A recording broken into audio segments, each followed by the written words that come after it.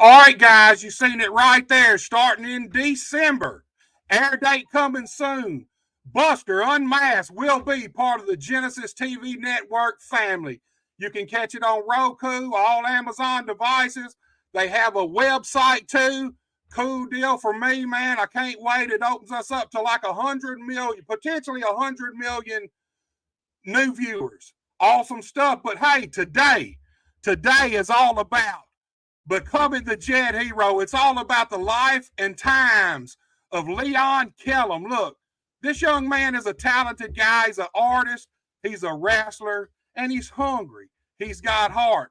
Look, without any further ado, this guy is your hero and mine. I bring to you the one and only Jett hero. Jett. What's going on, bro? What's up, man? Tonight's the night, man. We've been planning on this for probably 2 months now. I swear, man. Hey, it's all you, baby. It's your life. We're going to walk through from the start to the finish. We probably won't get through tonight. There'll probably be at least 2 parts to this, but it's all about you, man. Let me ask you something. Let's just start off, no bullshit aside. Your youngest memory of pro wrestling, dude. Tell me about it. Man, my youngest memory probably would be, of course, a few of my dad's matches in the KAW. But man, first real memory that I have is probably when I was real young. Man, my dad actually came across the ring with a couple of guys that he worked with, Wildside and Waku, and man, they kind of posted the ring up in the yard. You know what I'm saying? And right.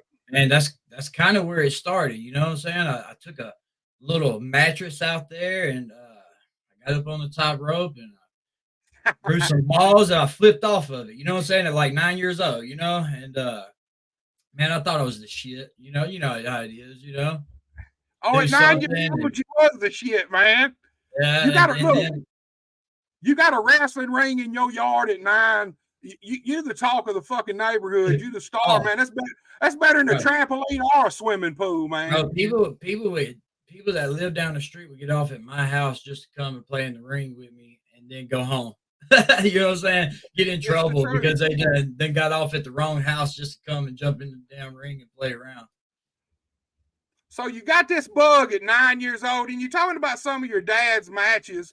Look, you requested that I pull up a match from KAW. Yes, it's a match that features myself, Ron McClarty, going against your dad, PK Ripper, and Waku. You want to take a look at this right quick? Hey, yeah, man. Let's jump into that a little bit, man. Kind of show, you know, where I'm coming from, and you know, I am a second generation wrestler, and you know, PK Ripper is my dad. It's no hiding it or denying it, you know. But yeah, man, let's jump into it. Let's get right to it, man.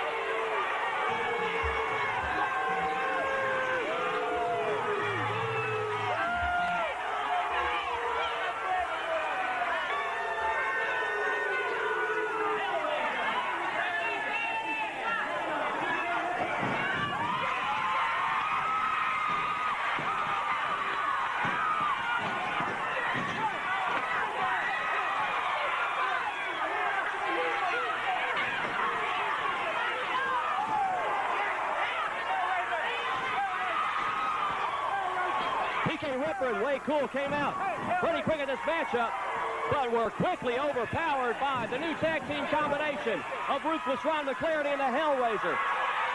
60. Oh, look at Hellraiser with that chair. He's going to do it again. He bit the chair in half. Ruthless Ron McClarity, brought in by Sexy Sam to replace Motley Cruz, who is no longer in Sexy Sam's stable. Ruthless Ron sitting on the rope. Look out, catches PK Ripper with a DDT. Hellraiser still has that chair there. Oh my God, they're demolishing these two young boys. Sexy Sam really has this tag team primed for action. Down into the chair. Sexy Sam walking around ringside. You better be careful, Sam. I've seen prison films, Sam. Sam stomping to hell. Out of Way Cool at ringside. Hellraiser tossing PK Ripper around like a rag doll. Man, these boys have no chance here. They're going for a cover. That's going to be it. This match is over.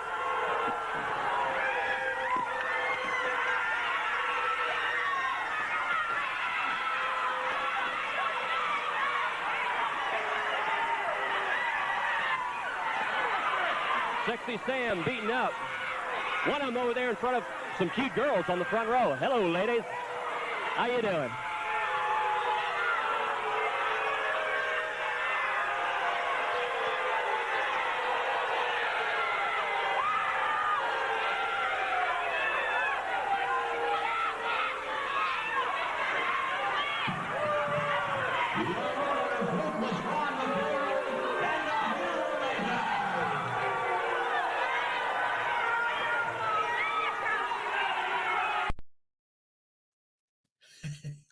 So look, dude, before we even get started with you, I got a couple of things that your dad probably don't know.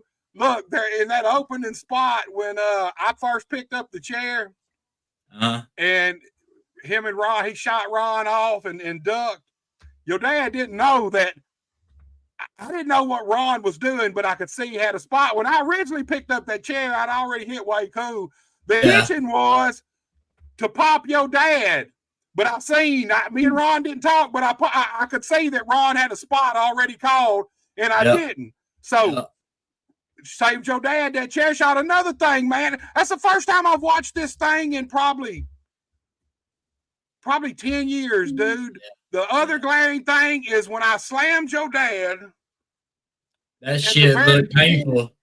Well, I'm sure it was because I didn't put him down flat, man. And ever since I seen that, I've thought about that, man. I slammed him down on his shoulder. I know that shit had to hurt, man. But I'll tell you what, those two guys earned mine and Ron's respect that night.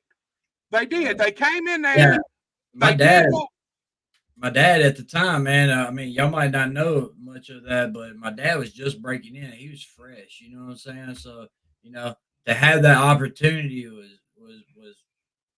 special for my dad, you know what I'm saying? Because he just broke in and have a part in that shit, man. Then having a 9-year-old kid that has a ring in his front yard and he's seeing this, you know what I'm saying, on you being 30, you know what I'm saying? It really lit a fire under me, man. It really did. Well, look, here's the thing. You obviously you were inspired by stuff like that, by the KW product. Let's just go on and get some of this out of the way right off the bat, okay? Yes, before we get into your life. Well, clear the air. First of all, I want to say right now, as far as I understand, that nobody now has the rights to run any shows using the KAW name or under the KAW banner. Yes, per Terry Golden's request. Yes, sir. I talked to Terry Golden, and he did. And man, I just want to say that if Terry's watching this, hey, I appreciate everything you done, man. You going and talking to him that day, a lot of people don't know this, and that's why I say I'm a tell-all. I I have had this in my head for a couple of years now that I wanted to do, a reunion like show for them, and my dad was part of it, and so man, I kind of went to a group of guys that I thought had my back about it, and you know, uh, when things didn't go their way, and I was no longer the yes man for them, they peeled out on me, and man, they did some real shady shit. They try to take the venue away from me. They try to ruin my name with Terry. I spoken to Terry. Me and him left on good terms. Man, no hard feelings either way, bro. Me and him is super straight. I appreciate everything he's done. He kind of lit the fire for me to, kind of do this, because when we went over there, when I collected the group of people and we went over there to talk to them, bro, my heart was doing this. You know what I'm saying? We're sitting right here in front of a man that pretty much made a hell of a wave in this area, and ain't nobody really did nothing for them since that. You know what I'm saying? No tribute shows, nothing like that. And that's kind of what I wanted to do, man. I mean, that's what all this was all about, was a tribute show to them, pay homage to them, what I'm saying, to all you guys, you know what I'm saying? Right.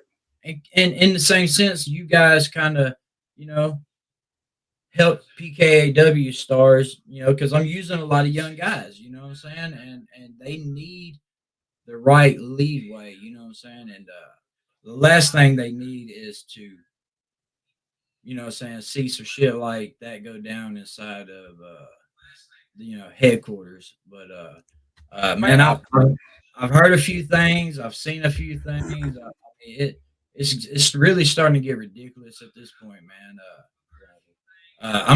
I have a big heart, bro, and I love this shit. And man, I'm not here for any type of money. I'm here to put on a successful wrestling event.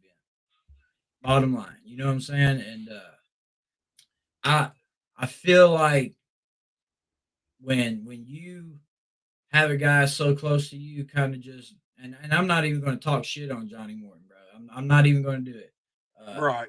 Normally, I would fucking rip them motherfuckers sideways. You know what I'm saying? Everything exposed. Man, Johnny Morton's been around for 25 years, bro. He helped me with SGKO. Man, bro, that man's been here, bro. I just don't understand what that deal is. You know what I'm saying? I still haven't figured it out. He won't message me back. I'm not gonna talk shit on him, but that fucking wannabe fucking Mid South prodigy bullshit, bum bandy, whatever the fuck his name is. Man, let me tell you something. I stand on good business, bro. I stand on good business. Before anybody runs me down on anything, reach out to anybody that worked that show and ask them when they came to Jett to get paid, did they get paid? Boom, Right. everybody got paid. No problem. Now, this dude pulls out on me 2 days before the show because I wouldn't book one of his buddies that brags about hurting people in the ring. Bro, that I don't want none of that. You know what I'm saying? I don't want none of that. You know what I'm saying? I don't even want the mindset that if he did go out there and say I put him against, Danny Brown's boy, you know what I'm saying? Like say he was wrestling him and he hurt DJ, you know what I'm saying? Now in my mind, I've heard this boy brag about hurting people. You know what I'm saying? So now Right. I just booked him. He hurt one of our superstars. Bro, I'm not with that bad business type of shit. You know what I'm saying? And this is the thing. If he was bragging about it, you know what I'm saying, in a joking type of way, Right. when I had questioned it about this situation, he could have came to me and said, "Hey, man, I was trying to flex in front of the girls, da da, you know what I'm saying, whatever. You know what I'm saying? Maybe things would have been differently, but man, it wasn't nothing like that. They try to say that I was fucking not booking them over some other stupid shit. And bro, I booked that kid, man. I went to these shows and I listened to these kids talk because I've been gone for 6 years, and Right. to these kids talk how they talk, man. Because you got to have the right mindset to be in a bar and perform correctly. and I just listened to everybody, just gathered information, who I was going to use, who I wasn't going to use. And, I'm not even the booker, but, when it comes to situations like that, that all has to be agreed upon, you know what I'm saying? And, Right. Man, yeah, and I'm gonna tell y'all something, man. We put on this show for you guys, for a reunion for you guys, and Bundy told me that I couldn't bring in Doug Gilbert. He told me he didn't want Hollywood Little there. He told me a couple other wrestlers he didn't want there, and they didn't. Man, bro, how you tell me that KAW stars can't be at the reunion show? That's crazy. You know what I'm saying?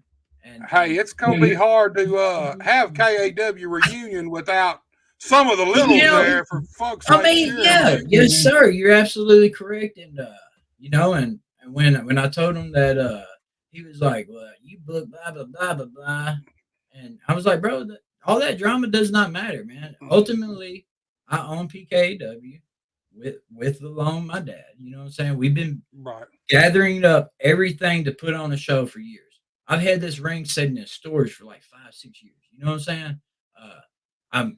I wanted everything correct before I jumped out there and we just put on a regular ass show. Right. Man, it really is mind puzzling to think that Johnny, that's been with me through everything, would allow this dude to influence, his mind on how he treats me. You know what I'm saying? But man, I got to thinking about that. You know what I'm saying? And I stand on that really big because I feel like, you shouldn't, have an opinion on somebody until you meet that person, until you hang with that person. You know what I'm saying? And I stand on that. And I kind of did it myself. You know what I'm saying? In a way. And while we're here, I want to make a public apology to KC Gold. Only because these guys were in my head, clouding my judgment of KC Gold. All the shit that they've been saying about KC Gold behind his back, and then they're going and working his shows and shit. That's just crazy, bro. Like crazy. So this is my public apology to KC that I allow these dudes to cloud my judgment of you. And instead of going live and doing what I did, I should have probably just went to KC, and me and him could have probably, you know what I'm saying, set the city on fire. You know what I'm saying? Right. And maybe not. You know what I'm saying? Maybe not. You know what I'm saying? He's been around a while. I'm getting fresh and started, but I have a good little following. You know what I'm saying? So with a good following, and you know what I'm saying, he's already been established. We probably could have done something in the city, and maybe I spoke out too soon when I should have never let them judge, you know what I'm saying, cloud my judgment of this guy. You know what I'm saying? Look, so man, I'm gonna tell you the truth, man. What happened with this situation is wrestling 101. Right. That is a good lesson for you to start out and learn right off the bat. Truth be told, it was probably the best thing for you because it's hard to be partners with anybody in the wrestling business. Everybody wants to start a wrestling company until the decisions go to having to be made, and then everybody wants to be the guy. Everybody thinks their decisions are the right decisions, and if I got more seniority than you, you should listen to me. And in a lot of cases, that may be so, but you still got a way out as a grown man, as a grown person. Like you said, I don't take something somebody tells me about somebody and then base my judgment on that person from that. If I've never met this person, never talked to them, never had any action, any interaction, then no matter what somebody tells me, it might be in my mind, but until I meet that person has a clean fucking slate with me. Yeah. And it's just as simple as that, dude. I promise you, you and your dad, it's going to be better with y'all doing this thing yourself. Too many chiefs and not enough Indians is what kills the wrestling business, man. I mean, they claim to be partners and doing this and that, but they didn't even come and help me put up one poster. Nobody hung one poster on the window but me through the whole city. The whole city of Jackson. My dad drove me around, and I jumped out and I posted up posters everywhere. My old lady drove me around. I jumped out, put up posters everywhere, bro. You know what I'm saying? Like, Man, we And shot here, videos and sponsorships and all that stuff. None of them guys came and helped any of that. You know what I'm saying? Me and my dad was out there hustling. Me and my old lady was out there hustling. I mean, man, nobody's gonna stop me, bro. Nobody. the And work's I'm, gonna I pay know, off, I'm telling dude. y'all. I'm telling y'all. Nobody's gonna stop me. I have a good support system, man. The team is ridiculously good. A lot of the sponsors for the first show is traveling over to the second show. You know what I'm saying? I mean, things are looking really great. By the end of this week, we will have a promo out for our event coming in December. So, You got a everybody venue stay yet? tuned. Yes, sir. You know, Can you? I mean, I'm gonna tell you, man. You stand on good business. That's all it takes, man. And look, the guys that we're doing it for, once we post it and everything's out there, I appreciate everything that they're doing and all the understanding of this whole ordeal. They actually went to the venue, bro. The sliding ride and told them that they fired me. Uh, Ah, let me make this clear. PKAW, Pure Kick Ass Wrestling, came in there to do the show. Pure Kick Ass Wrestling did it. Not Johnny Warren or Bam Bam Bundy. Them right. guys don't own nothing. They even posted my digital content that I had recreated for the reunion show, and I told them I was like, man, y'all need to remove that, because I created it. So let's take that down. And then when Terry took the name, they just changed it to hardcore wrestling. Right. I seen the That, thing. that's yeah. And then I and then seen the little Bundy and flyer then for it. Bundy's making like posts talking about you could come and get knocked out at any show I'm at and shit. I know all that shit's towards me, bro. I ain't stupid. Well, Man, here's the thing. I seen I'm the little living in them post that, motherfuckers' head right now. You know what I'm saying? I'm living in their head right now. look, man, I seen a little post. Now, you've done some actual fighting, some MMA, right? Yes, sir.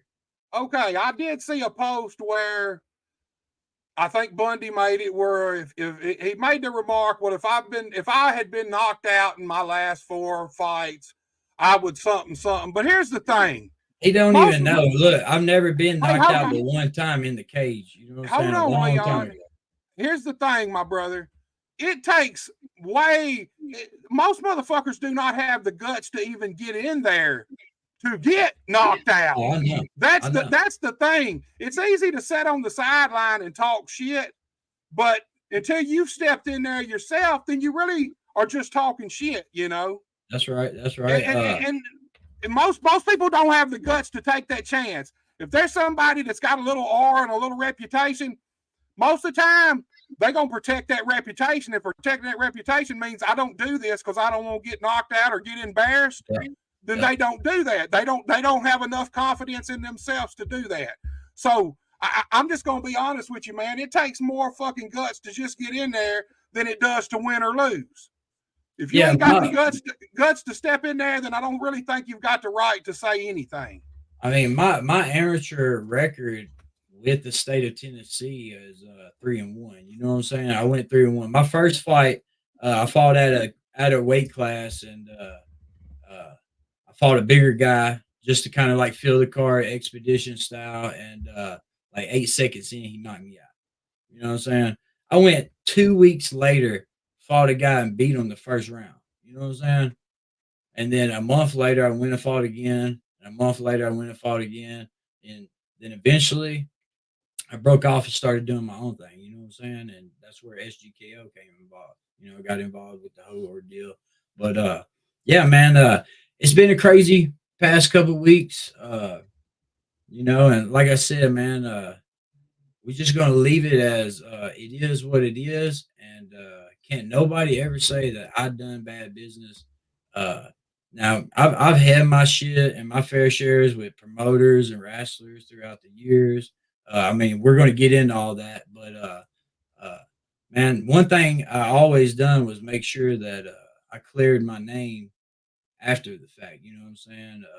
Make sure that if I was in the wrong, I made sure that I went and apologized. I took care of that shit. You know what I'm saying? So a lot of these guys that I'm going to be mentioning, and in the situations at the time leading up to me becoming Jett Hero, all that plays a part to that. And it's no offense to any of them guys that I'm bringing this stuff. I don't want to offend nobody, but you know, to get where I want to get with this, we have to bring up some of that. You know what I'm saying? Well, and it's look, it's gonna be a while because a lot of people don't know the whole gist. And but yeah, you know what I'm saying? I'm pretty excited to get going rolling on the actual Jett Hero part. Well, look, since we got the KAW situation kind of out of the way, everything kind of aired out a little bit and cleared up. This show is really about you. It's all about you becoming the Jett Hero. So look, let's backtrack just a little bit and let's start back kind of where we started at. You're 9 years old. You got a ring in your backyard. You're obviously the star of the neighborhood with a pro wrestling ring in your backyard. Okay, take us from that point to maybe when you started. Actually, was your dad I'm sure he was in the ring playing with you and training you. Oh yeah, 100%. 100%. He was at that time, man, it was you know, I guess you would consider it, I mean, well, I was also like 9, 10 years old, so I mean, you could call me a spot monkey, but he showed me all the cool moves. You know what I'm saying? Right. The flying head scissors, tornado DDTs, and you know, stuff like that coming off the top with a crossbody. You know, it was always the high flying, show my friends what I could do type thing. I could bust a backflip off the top rope and land on my stomach at 9, 10 years old. You know what I'm saying? That's an accomplishment, man. You know what I'm saying? Like a lot of guys can't even perform a backflip off the top rope now. You know what I'm saying? As adults. So you know, at 9 I was doing that shit, man, and it just progressed. So when I hit about 14, 15, me and my cousin, which is a crazy story, I was hanging out with him and didn't even know that I never knew his last name. I just met him, Billy Joe, you know, and he kept saying Billy Joe. And my dad was like, yeah, we got a cousin named Billy Joe Bishop. And I asked him that one day, I was like, hey, what's your dad's name? He was like, Billy Joe Bishop. And I was like, what the hell? We've been hanging out for like 2 years, man. We didn't even know we were fucking cousins. And then, man, I'm gonna have to say, I guess, what really piqued my interest is Wild Side and Way Cool and my dad PK. Man, they were doing like shows here and there with man, if I'm not mistaken, they did a couple shows with like New Breed pro wrestling, and right. if I'm not mistaken in what it was. And my dad let me referee a match. You know what I'm saying? And I was probably like 10, 11. You know what I'm saying? I was up there. I was little. You know what I'm saying? Probably didn't weigh 80 pounds. You know, he was like, man,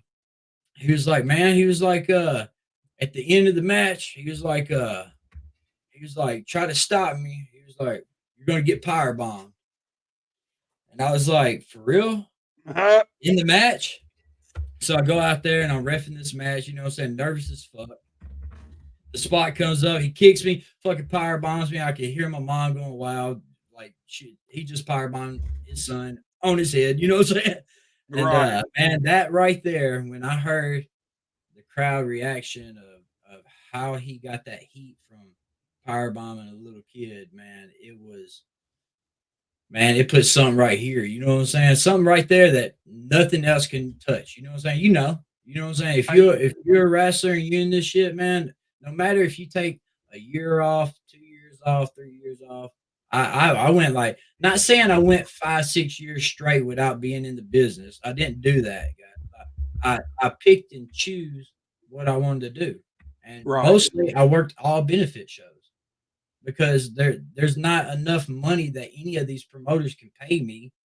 So I rather, you know, be for a good cause. You know what I'm saying? So if you have a benefit show coming up and you want me there, that was where I was going. You know what I'm saying? I didn't want to go and work over here for fucking $10. You know what I'm saying? I'd rather try to go over here and work for, you know, Chris Styles over in, he did Toy Drive, man. He had a couple hundred people out there. You know what I'm saying? Like, that's the shit I'm into, man. And, you know, and so, you know, seeing that crowd and that fucking, it never left me, you know what I'm saying? From that day. And I just, man, 14, 15 hit and Wild Side and Way Cool. And my dad got this little bitty shithole of a box, like shop, man. And it was like, all it fit was the fucking wrestling ring in it. You know what I'm saying? Like you had this much space up against the walls. Like you couldn't take no box outside or anything. You know what I'm saying? It was strictly just the ring inside that thing,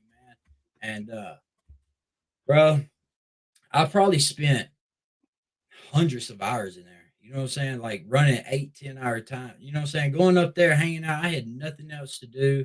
I was getting in trouble in school, getting suspended and shit. And man, I was just wilding out, man. And right.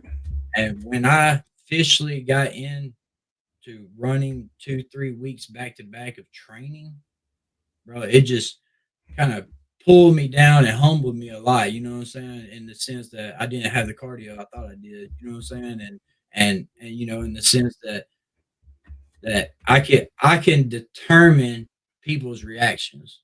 And that's in life too. You know what I'm saying? I can literally go live right now and say nothing and be happy, and somebody's gonna be pissed off at me. Right, you know? right. You know, so you know, it's part of it, man. And 14, 15. That's well, look, man, I've actually got some photos, some different photos through your life, man. Okay. Before I pull this one up, what age did you actually start wrestling? Like, go from refereeing and your dad having you do some things here and there to actually training and wrestling.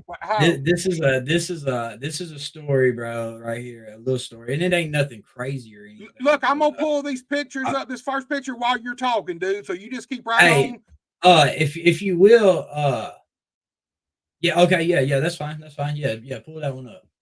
Tell us when you take us through when you actually started wrestling. How old was you? All right, I don't have no actual pictures of me as Overkill. Before I was Jett Hero, I was Overkill.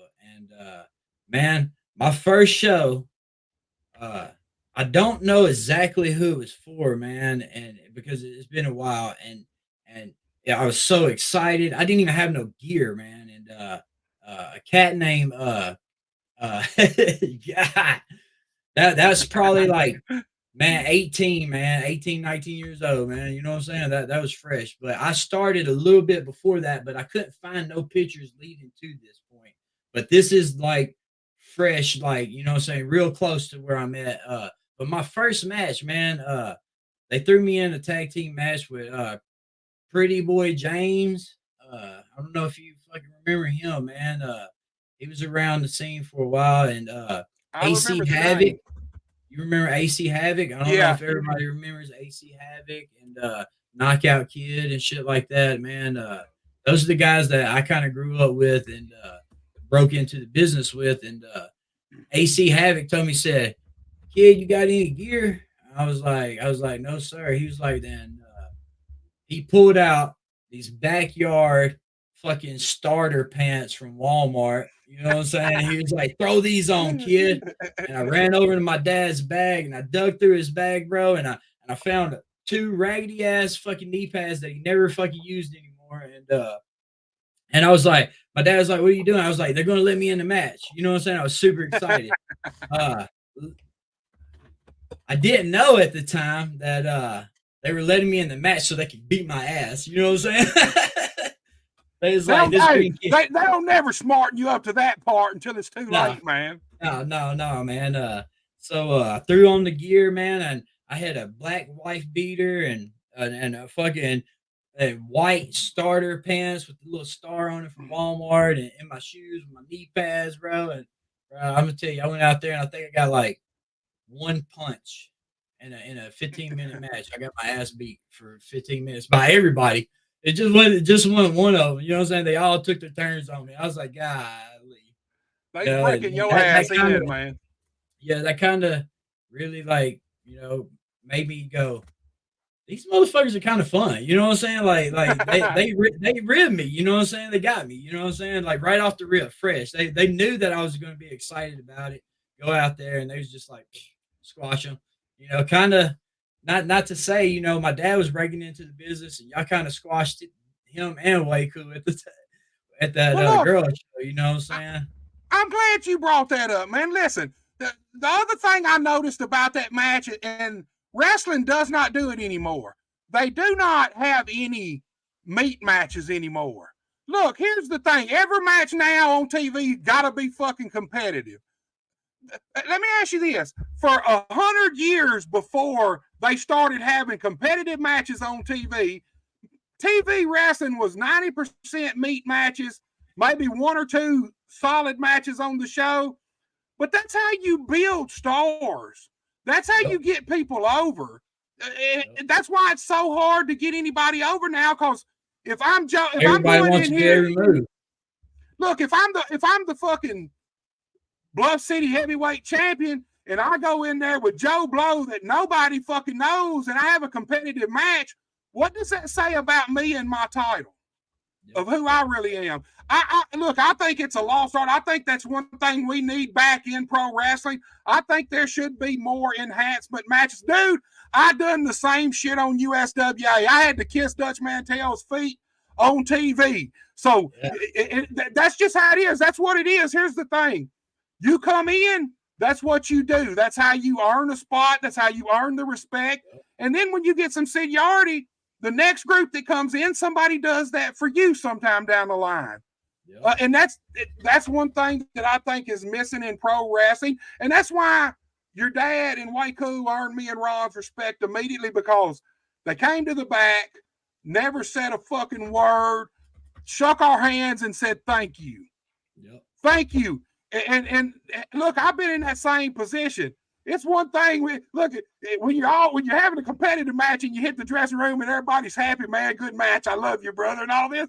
But it kind of tweaks your mind when you done went out there and got your ass kicked, and first thing you do is come back and tell the motherfucker just beat your ass. Yeah. Man, thank you, I appreciate it. Oh, bro, when they kicked my ass and I can even remember like trying to like body slam one of them, and like they just like fucking gave me a couple shots to the head, like, you know what I'm saying? Like, yeah, you're like a fucking 89 pounds, think you're gonna pick me up. Like, gave me a couple shots or gave me the whole ringer, son.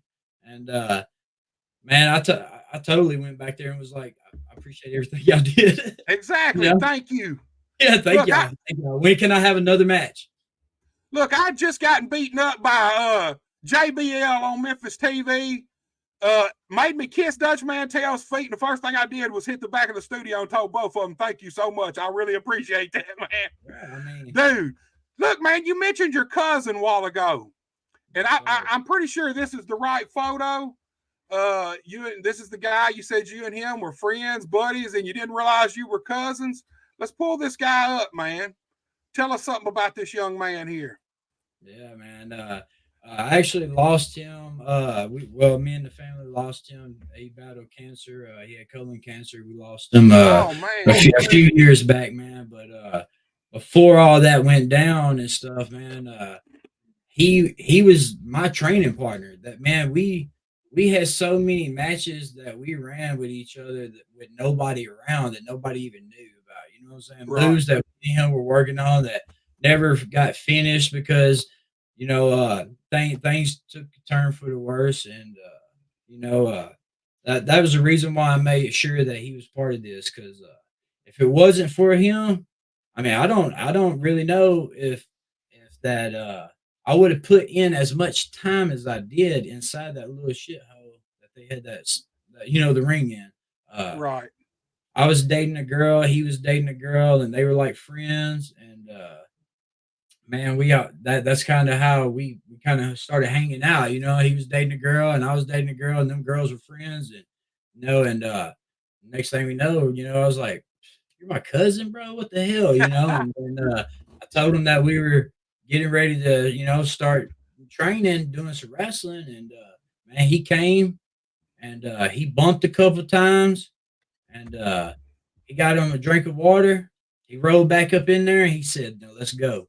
And man, we spent hours, man. My dad, Wildside, way cool, bro. Motley Cruz, not at this time, later on in my career, you know what I'm saying? All these guys touched me in a way, you know what I'm saying? Right. And, it kind of made me smarten up to the business a lot, and man, he was my ride or die, you know what I'm saying? He was the one that really pushed me to do the moves that I wanted to do instead of just being a punch and kick kind of guy. You know what I'm saying? Right. Well, Not look, I'll saying be. that anything's wrong with that, but you know, I Yeah. like entertainment. I like excitement. You know what I'm saying? That's just my preference. You know what I'm saying? Everybody kind of got their own preference, and I kind of like you said, we need to bring back a couple more of these crazy, saying squash match type stuff, and get people built back up to superstar status, man. You know what I'm saying? That was the whole reason why I don't want to use guys that are working a show in the same city. You know what I'm saying? Right. Just I'm not saying that they can't work for that dude and they can't work for me. I'm not saying that. I'm just saying that I don't want to use a guy that's going to go work the same company, you know what I'm saying, a different company in the same city, because then how you expect me to pay you? You know what I'm saying? Well, And here's the thing. It's hard to differentiate your product from the next guy's product when you're all using the same talent. And see, that's a big problem around right, here in West Tennessee. A right, lot of these companies pretty much share all the same talent.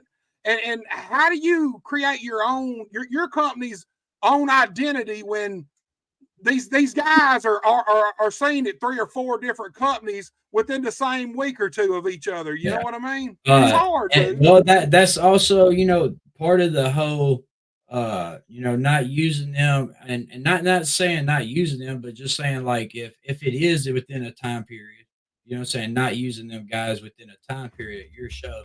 Everybody's got to be smart about this, man. I mean, I've been around a lot of promotions, man. I started out in TIWF, bro. I salute TIWF. They've been running for 16 fucking years Right. now. You know what I'm saying? Uh, I feel like once I started finishing up my training, I was 14, 15, about 16, 17 is when I had my first match for them, man. And man, it kind of smartened me up in other ways too. Once I actually started working, you know what I'm saying?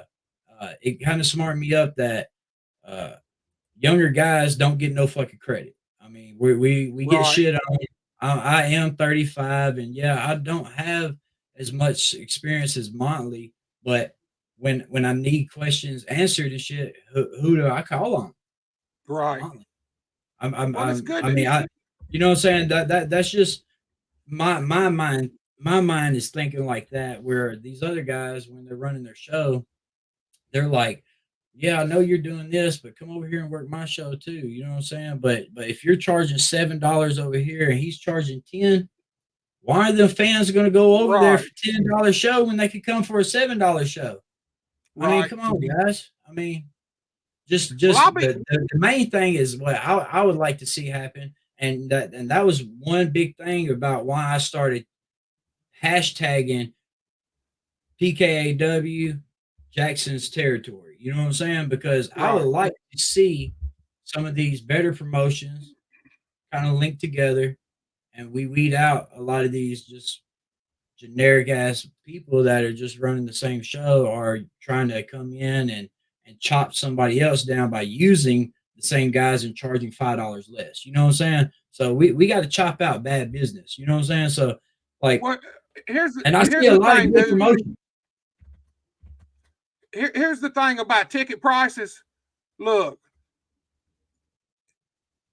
I see so many places charge $5 a ticket. To me, when you charge $5 a ticket, you're giving a statement of how you feel the quality of your product. That's how I feel Right. about it. If you don't feel your product, your wrestling show is worth more than $5 a ticket, then maybe you should be doing something else. I I mean, mean, it's just as simple as that, man. Look, you can't make no money at $5 a ticket either, unless you're drawing no, 3, 4, 5, bro. 600 fucking Like, people, man. I have a book here with me. I do have a book here with me. It isn't my actual real book that I keep all my calculations in and shit, but I wish I could turn to the page and show you that, RPO, bro, for that show was $1,400. You know what I'm saying? Like that's a lot for a show.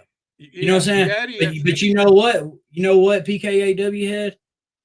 Danny B, Chris Rocker, guys that can pull. I'm gonna tell you, their match was such a great match, bro, that people have came to the tattoo station talking about them guys. You know what I'm saying? Like the guys that wrestle last.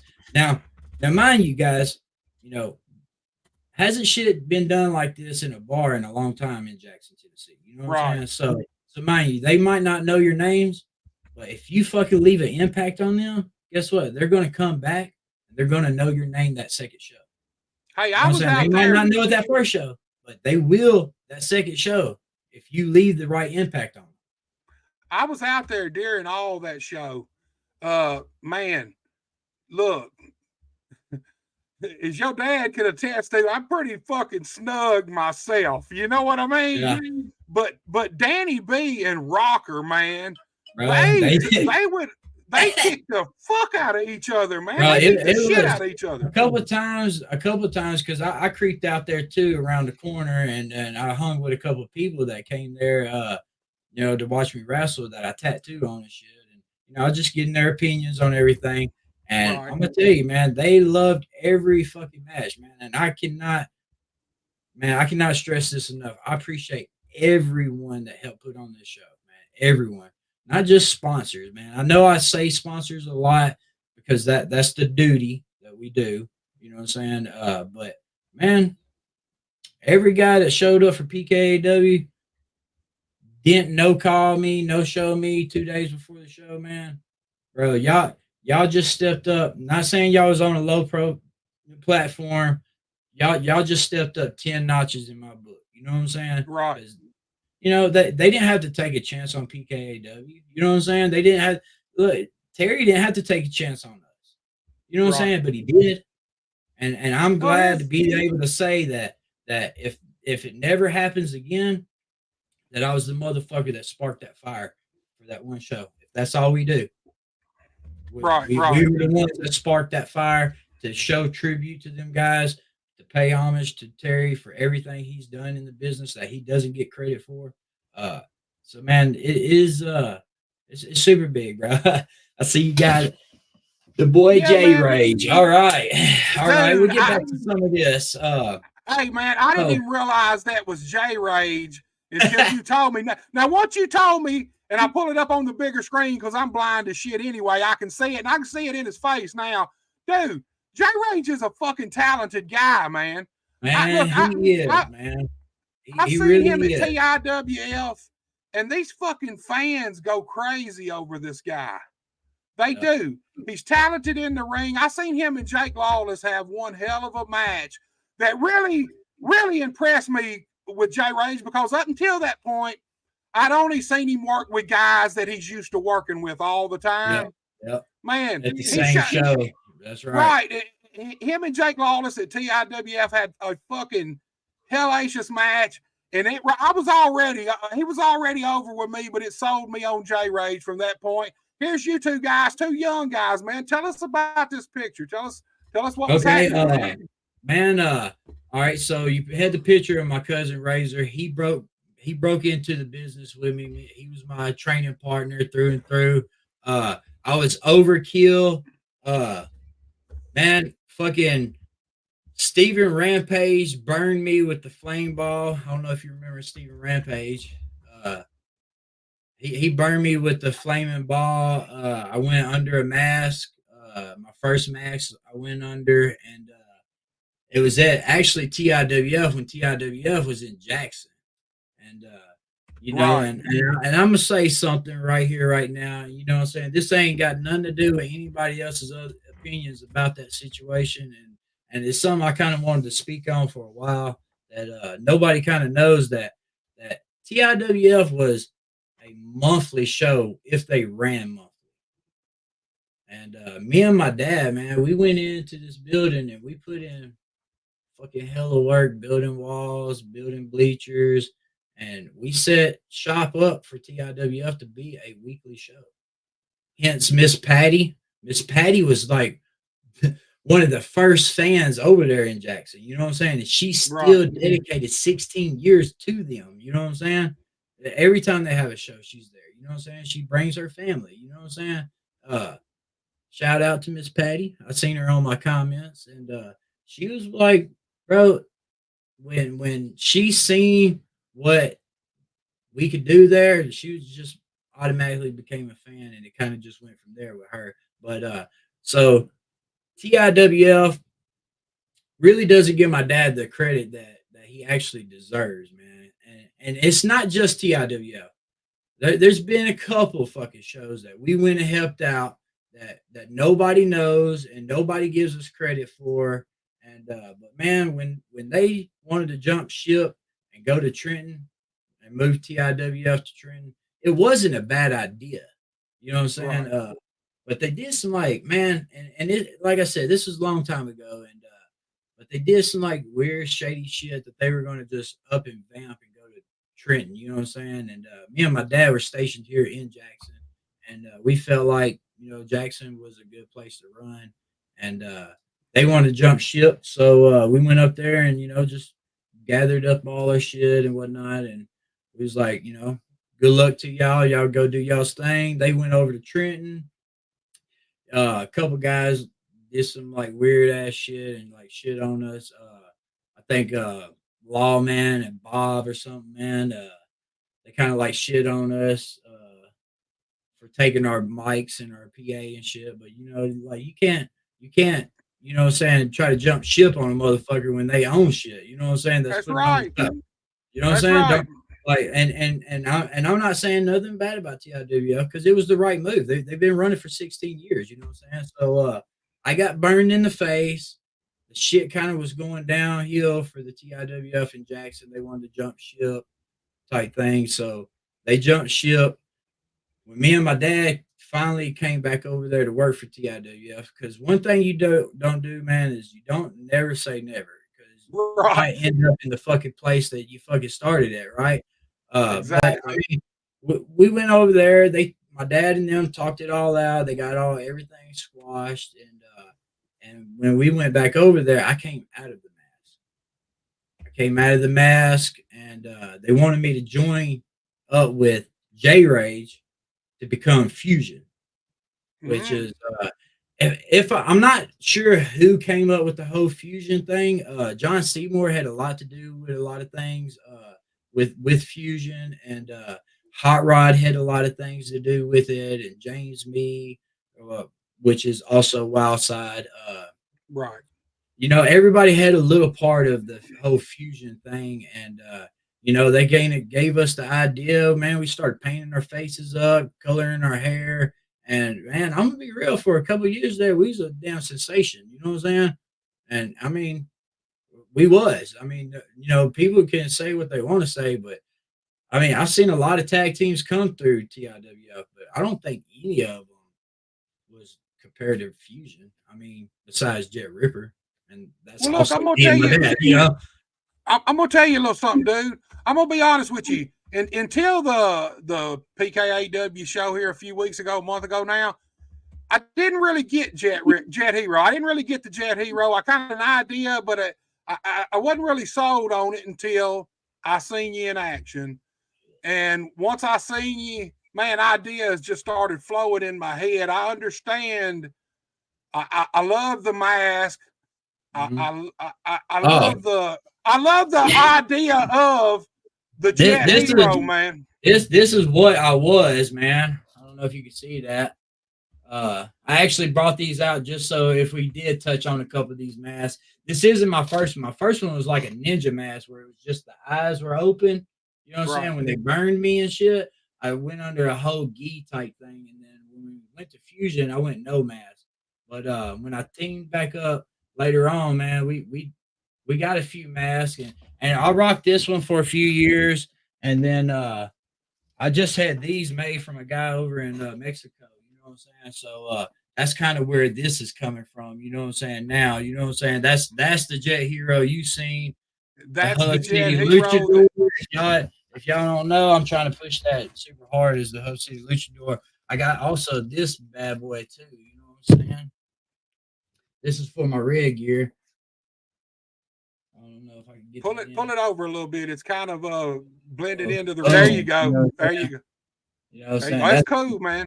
You know what I'm saying? That's the other mask. You know what I'm saying? But yeah, man, that's the mask thing's pretty cool. I love being, you know what I'm saying, a hero in a way. You know what I'm saying? But in a sense, I'm the villain. You know what I'm saying? In everybody's story. You know. Hey, man, it don't matter what other motherfuckers think of you. It matters what you think of your fucking self and who you are. And look, well, everybody who's got hate for you has got something bad to say about you, no matter what the fuck, whether you did anything or not. I done got where I look at that shit like a compliment, man. I'll be honest with you. You hating on me, I look at it like a fucking compliment now, dude. Mm-hmm. It's I mean, 100%. And to go back to the fusion thing, I wasn't labeled Jett Hero at that time. I was just Jett. You know what I'm saying? Right. I swapped from the Overkill name to Jett. And man, we ran fusion for a while. I'm gonna just be real. And like I told you, man, I wasn't gonna hold back nothing. You know what I'm saying? At that time and place, you know what I'm saying? I felt like J Rage wouldn't pick up. He is a good kid and he can fucking work. And if he's watching this video, mark my words, I would like for him to pick up the speed a little bit and you know, he's good at what he's doing, but I feel he was too slow for where I was going. You know what I'm saying? I was trying to do speed tag team matches, like right, you know what I'm saying, Motor City Machine Gun, you know what I'm saying, like guys like them, you know what I'm saying, the Young Bucks and stuff like that, you know, and I was trying to come up with creative ways to do that, and he was down, he was all for it, but I felt like that wasn't really his style. You know what I'm saying? He's finding his style now. You know what I'm saying? But at the time, I felt like he was a little bit slower to the pace that I wanted to run. You know what I'm saying? And he has to find himself just like I had to find myself. You know what I'm saying? And hey, he's a hell of a talent, dude. Oh, he is. The biggest problem he has to me right now is consistency. I feel like if J Rage would be consistent and go out and work all these shows and go to different places and work, he could be a player around the Mid-South area. He could be one of the guys. I've seen him a lot live, man. And now I know TIWF is his home base, and I've seen him a lot of times. They want to make him a heel, but truthfully, these people love him. Why fight the Fusion was never a heel. You know, Fusion was never a heel. The whole couple of years that we ran as Fusion, we were babies the whole time, man. We faced Motley and when he was doing the Cruising for Pain with Carl Clapp and stuff. I mean, David, and they came in as the Devil Rejects a couple of times.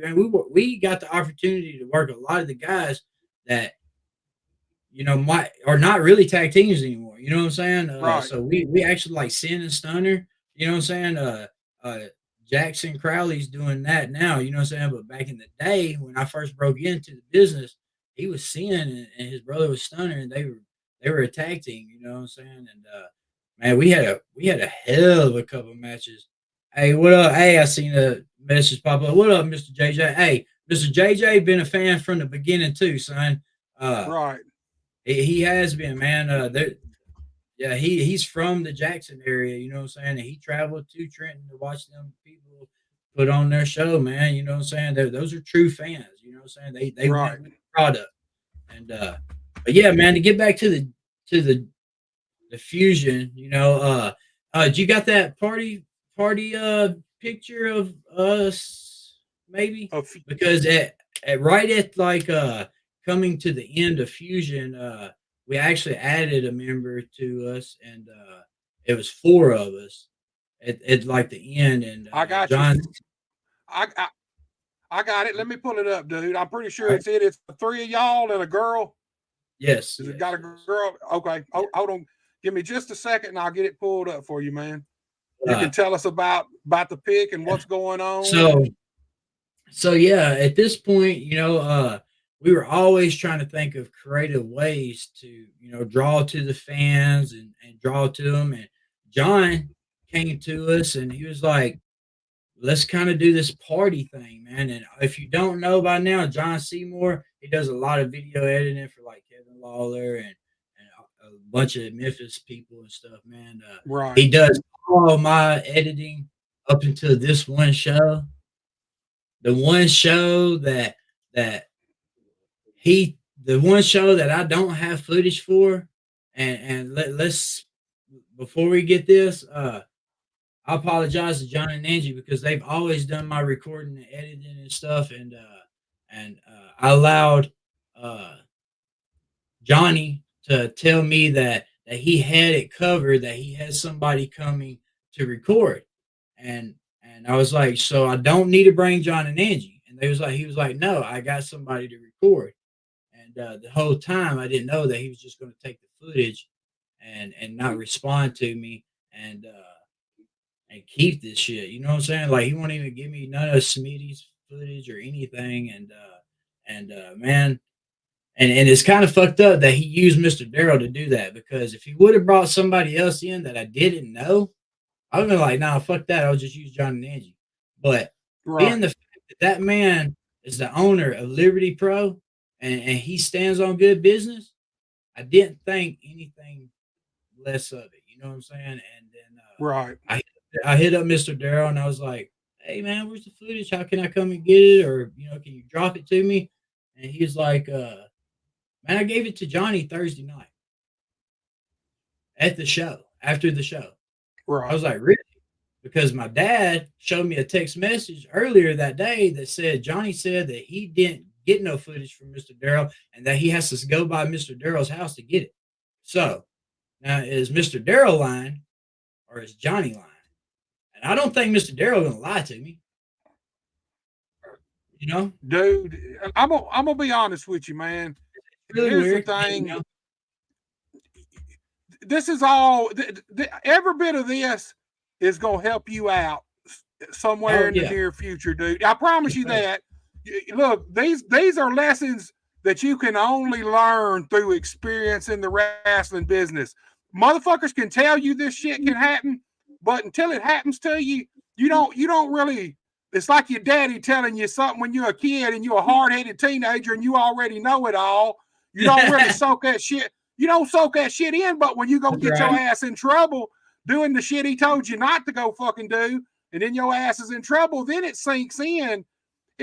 Every bit of this is going to be a plus for y'all in the near future, dude. Yeah, it's all no will towards Mr. Darrell and Liberty Pro, any of that stuff, man. That I didn't say that to any ill will towards Mr. Darrell. He's always been super respectful to me, and I've always shown him respect. That this respect is mutual there, and he just honestly, I don't think he knew what Johnny was fucking doing. You know what I'm saying? Nobody did. You know what I'm saying? Bundy got in his head, but yeah, he kind of still got me. But yeah, so back to this, man. John's my cousin. He does all my fucking editing for all my SGKO stuff. Man, all the clips, him and Angie made all the clips for me and stuff, and all the YouTube stuff, man. That's solely they took care of a lot of that stuff for me, and it relieved me because, man, you wouldn't believe how hard it is to get people to come and fight for free. That shit's really hard. You think the wrestling business is hard? Ask a motherfucker to come fight for free, for fun. You know what I'm saying? Like, come on, they don't want to do that. But shout out to John and Angie.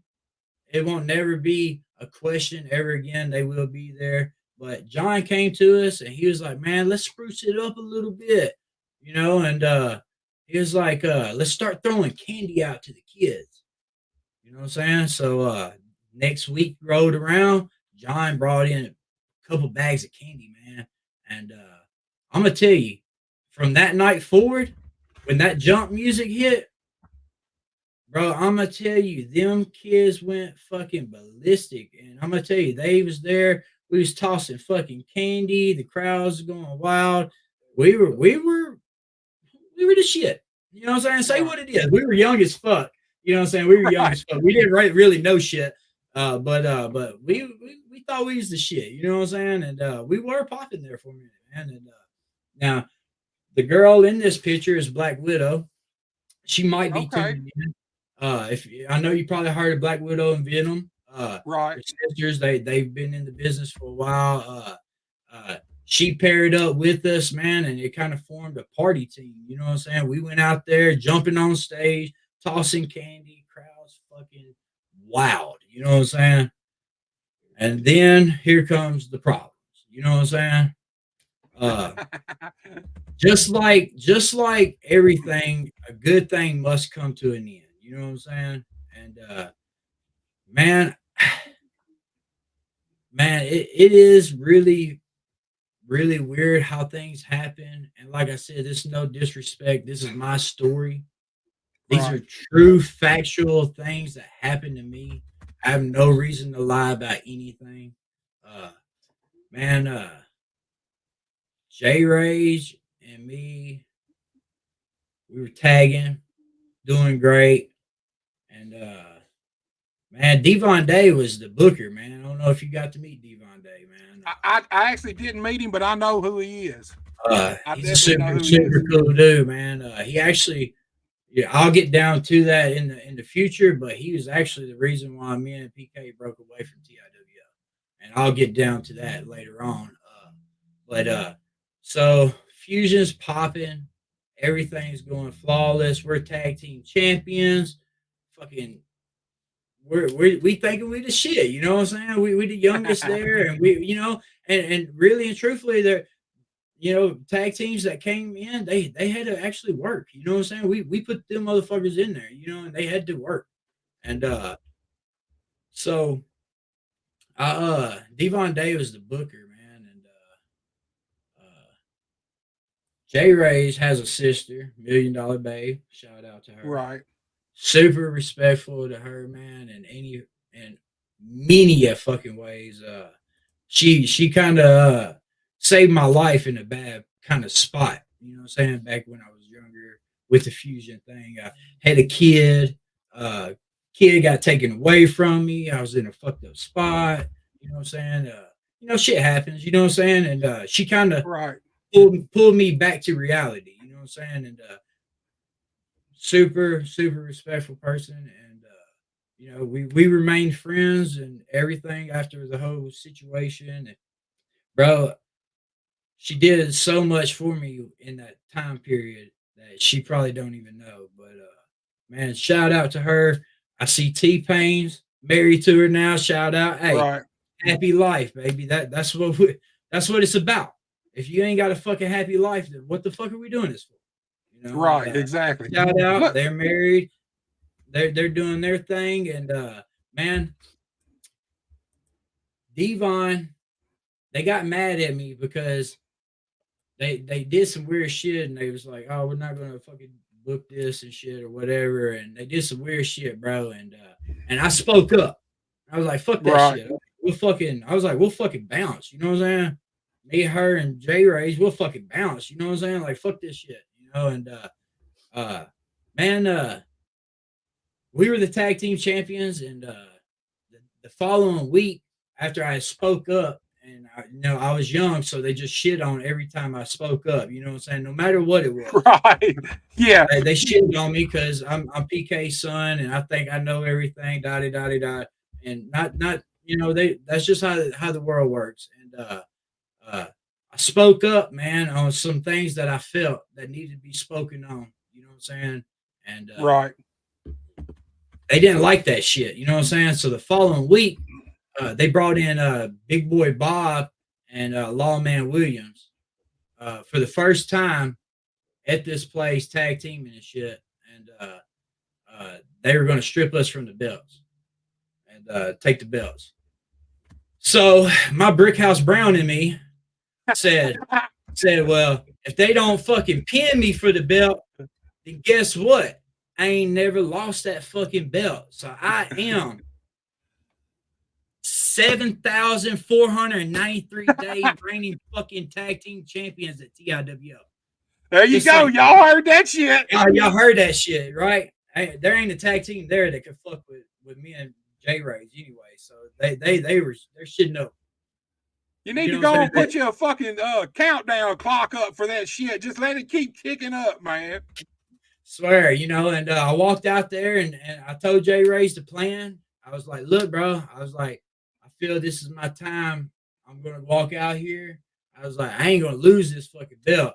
Either I'm gonna knock this motherfucker out, right? And this is true words. You can fact check this with J Ray. I said, I'm gonna knock this motherfucker out. And mind you, Lawman and them, they're fucking cops. You know what I'm saying? Over in Brownsville. Right. And I was like, either I'm gonna knock these motherfuckers out or I'm gonna drop the fucking belt in the ring and walk out this motherfucker. That way nobody takes the belt from me, nobody stripped me, nobody pinned me. I'm still the reigning TIWF tag team champion there. And man, and that's what I did. I walked out there, I told J Rays the plan. I was like, look, man, I was like, Devon then told me that if I want to go to another place, he's got a place that I could go and work. I was like, I'd like for you to go with me. I was like, me and my dad's probably going to cut away. I was like, I know this shit ain't going to end well. And he was like, man, he was like, and just being real, he's only like 16, 17 years old here. You know what I'm saying? Maybe about to be 18. You know what I'm saying? And I'm fucking 19, 20. You know what I'm saying? We don't know shit. And I'm like, I'm like, dude, I'm telling you, I'm gonna drop this belt. I ain't even gonna punch this motherfucker. I'm gonna drop this belt in the fucking ring. I was like, you drop yours, we walk out. We're the reigning tag team champions. We've never been beat. I was like, nobody can take that shit from us. And he was like, I'm in.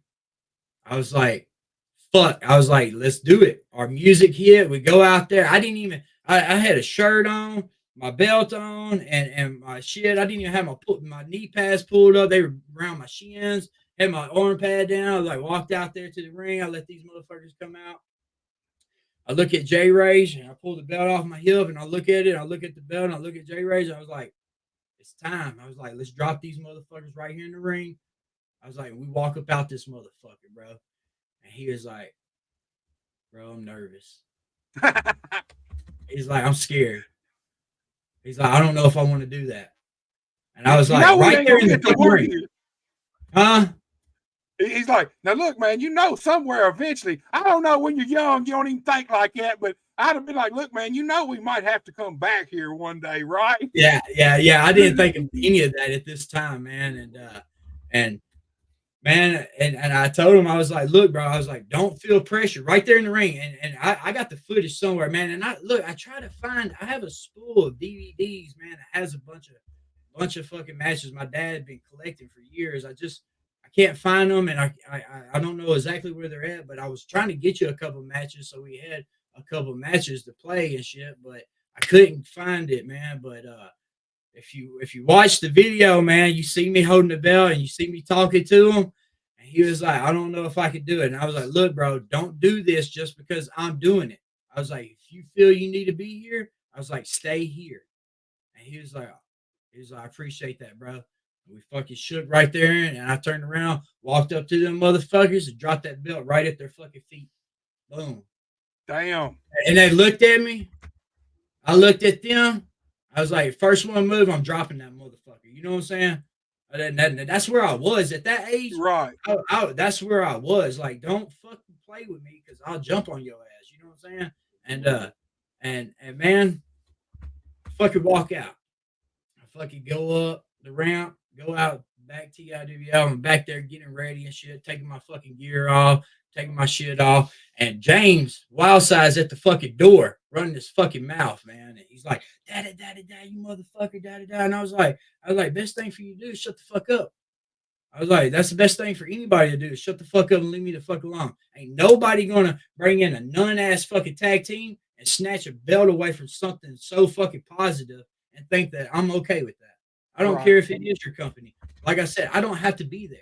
There's 100 other companies to run. You know what I'm saying? At this point, this is my mindset. And, right. I'm like, Wildside, leave me the fuck alone, bro. You know what I'm saying? Like, straight up. I'm packing my bag. I fucking gather up my bag, throw it on my fucking shoulder, and walking out the back door. And I can hear the bell ring, ding, ding, the match is over. They went out there 2-minute squash match on J Ray's. We were the biggest thing there, and they fucking just killed us out like that. And then get on the mic, called me a disrespectful punk. That if I stepped in their face, they were gonna fuck me up type shit. And I'm hearing this on the mic as I'm walking out TIWF. You know, they got the metal building back there that people hang out at the TV. I was coming out of that one into the main area to go out the back door. And man, I could hear the mic drop. I could hear it running. Fucking next thing I know, bro, I'm like literally at the back door. And my dad's like in between us, like right there. And he's like, and I'm turning around, I'm talking shit to Wildside and shit. I'm like, fuck you, motherfucker, da, you know, just giving them the shit, you know. And about that time, man, Randy Bird busted through the fucking curtain, man. And my dad is like here, and he's like, Leon, just go, bro, just go. He's like, it'll be all cool. We'll smooth it over. Everything will be okay. They'll get over it, whatever, da. I'm literally at the back door, and Randy Bird runs up, bro, 90-0. And my dad turns around, and he's like, Randy, stop. And when he like put the whole stop, I reached over him, stuck his ass about 10 times. And all Randy could do was back up and spit his teeth out. And man, damn, I've never heard that story, dude. Boy, look, I knocked his teeth out, bro. He's spitting. Fucking Bob and Lawman's fucking screaming, call the cops. I'm like, motherfuckers, you are the cops. Like, fuck. You know what I'm saying? And look, I'm gonna just be real, man. The whole locker room tried to fight me that night. I mean, I just punched the promoter in the mouth, knocked out his fucking teeth. He's bleeding everywhere. Man, and it's not one of my proudest moments because technically, if I was really mad at Wildside over the situation, but Randy ran up, you know what I'm saying? Right. So really, Randy received what Wildside should have received, in my opinion. You know what I'm saying? Because at the time, me and Wildside were having our words. You know what I'm saying? And then out of nowhere, Randy ran up. It happened, and man, I mean, hey, shit happens, bro. He ran up. I stuck him about 8-10 times. He spit out his teeth. They were screaming, call the cops. All the boys were running up on me, trying to get to me. And man, all I had was my dad, Chico, and Kilo. That was the three blocking everybody off of me, bro. And I'm telling you, Chico was screaming like, I'm about to fuck you motherfuckers up. Like, it got wild, bro. Shit got wild. And they went online and fucking shit on me and fucking ragged me out. They did call the cops. Cops caught me 2 streets over. I actually ran and jumped in my buddy's car, which is my best friend, which is Way Cool's son. I ran and jumped in his car, took off and shit, and they caught me 2 streets over. And damn. And I told him the deal. You know what I'm saying? I was like, some shit was heated between me and another wrestler, and this wrestler ran up, and he got hit. I didn't move. I didn't run up on him. He ran up on me. He got hit. He was like, well, sounds like self-defense. I was like, yeah. Right. So they went back up there, see if he was going to press charges on me. He didn't press charges on me, and they cut me loose. And well, that's wrestling business. I mean, that's wrestling. They shouldn't have called the cops anyway. Hey, I don't think it happens as much anymore, but man, there's been a lot of fucking wrestling shit settled that way, handled that way. It kind of. I believe in that shit, bro. Like I got a couple other stories that are going to come down the line of this that lead into a couple other wrestlers that I ran into and that they didn't like the outcome of what Jett Hero did to them. I'm gonna guarantee you that, and it might piss a couple people off, but I'm still gonna bring that shit up because, like I said, this is it's leading up all the way to the PKAW show, right? And that's what I want to cut off on. But I have a big gap in between. Like I haven't even became Jett Hero at this point. You know what I'm saying? This is still just Jett with fusion with J-Rays. You know what I'm saying? I hit him, knocked out his teeth, and man, back in the day they had like this message board Discord type shit, man, where people could get on there and talk shit and whatnot. And I want to say it was like Wild Side. He was like, damn, he knocked out Randy's teeth. He's our new hero. And that's how the name comes He was out. he did what everybody wanted to do. And when he said everybody's hero, that shit just fucking donged off in my head like Jett hero. Hey, that's how motherfuckers get names that work for them, man. And that's where so I kind of owe James and Randy gratitude on me becoming Jett hero. You know what I'm saying? My dad was my trainer, which I had leadership by a couple other people throughout my time. You know what I'm saying? We've helped out a lot of people throughout my time. You know what I'm saying? So they really gave me the whole Jett hero persona and the whole ordeal of everyone's favorite hero. So it's kind of like a little collab, I guess. Well, look, since we're right there at the Jett hero thing, I got another little piece of footage, man. It's a little highlight reel of you, your dad. You want to check it out? Well, yes, sir. Because once this happened, I became Jett hero, and now this is the crazy story is that I came back and worked for TIWF after all this.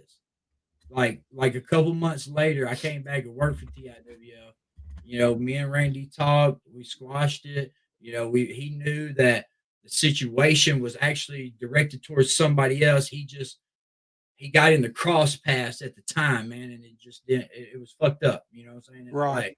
And I slightly apologize for that too. You know what I'm saying? Because slightly, like I said, apologize for that. Well, you don't run up on nobody. I'm gonna tell man. anybody that you run up on me, you ain't gonna fucking like it, son. I'm telling you, this ain't no fighting in the fucking cage, and this ain't no fighting in my yard, and this ain't no wrestling shit. Don't run up on me, man. I don't play that shit.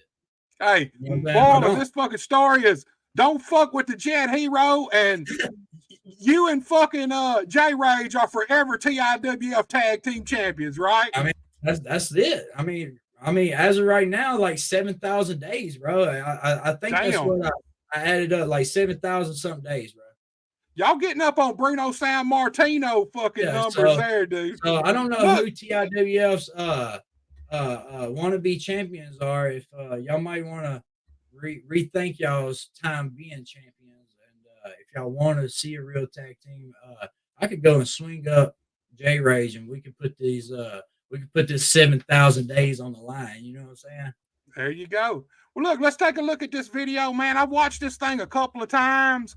And when we get through, man, I see some similarities with you and another guy in the wrestling business that I want to ask you about. Let's check this out, y'all. Yes.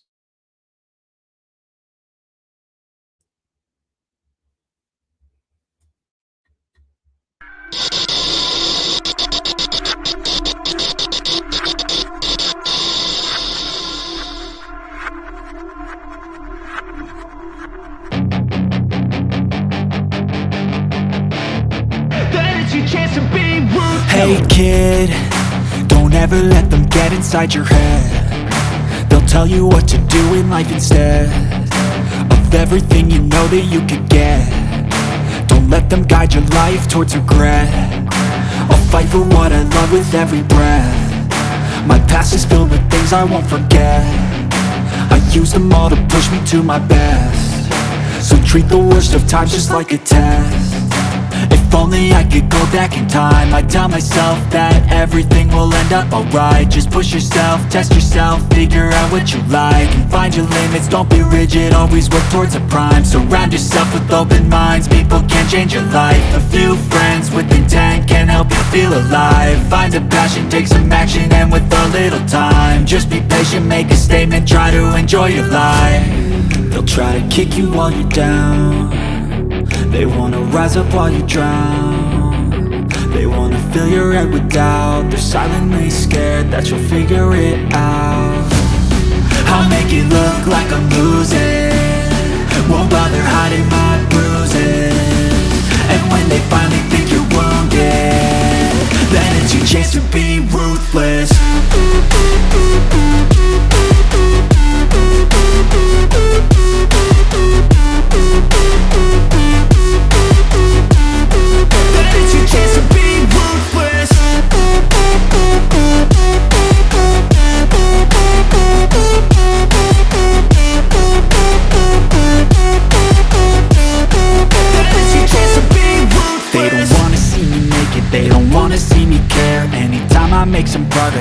see that they compare. I think everyone's against me, maybe something in the air. Am I paranoid? I swear a void is forming and they're scared. I walk a straight path, not many can say that. I like to play fast, cross me and there's payback. You better pray that I don't see your face at any place that I go. I know you hate that. I've been doing fine, I'm not wasting any more time. I live for the fight and the climb, and I think that the pain that's deep inside is what defines. So I won't give up, I'm gonna make it to the top. I don't care what's in my way, I swear I'm never gonna stop. I could fall flat on my face and I swear I will get back up, cause I don't deserve a thing and the road ahead is tough. They'll try to kick you while you're down, they wanna rise up while you drown. They wanna fill your head with doubt, they're silently scared that you'll figure it out. I'll make it look like I'm losing, won't bother hiding my bruises. And when they finally think you're wounded, then it's your chance to be ruthless.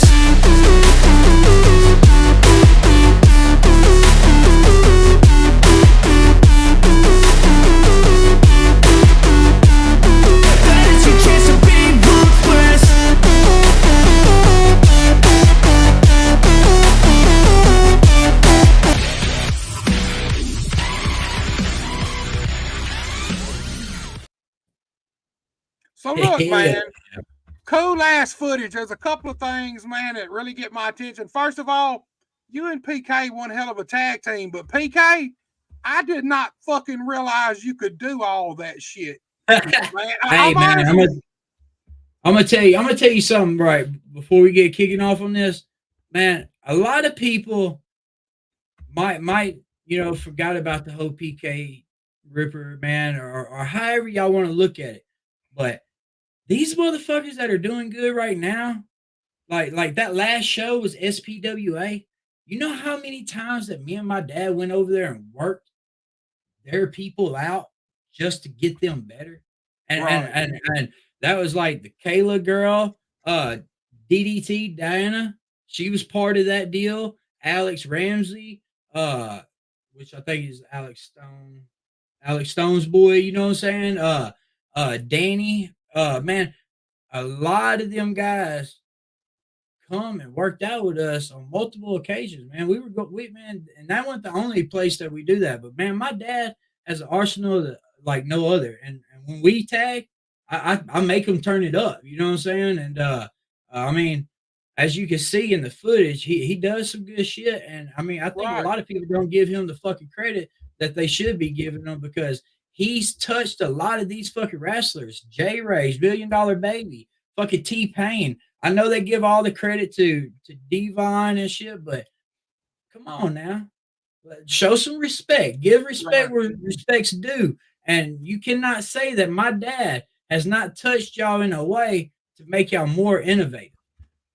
You know what I'm saying? Not teach you how to wrestle, but y'all should give him the respect that he deserves, and know that he's touched a lot of these wrestlers and showed them fucking dope ass fucking moves to do, and fucking like Black Ink, the real Black Ink, Ty Curry and them.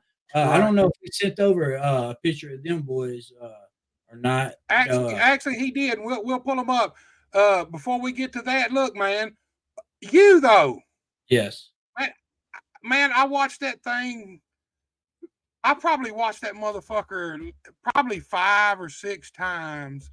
And the one thing I keep coming back to, man, I see a lot of Punk in you, man. CM Punk in you. Was he an influence to you? Because I do, man.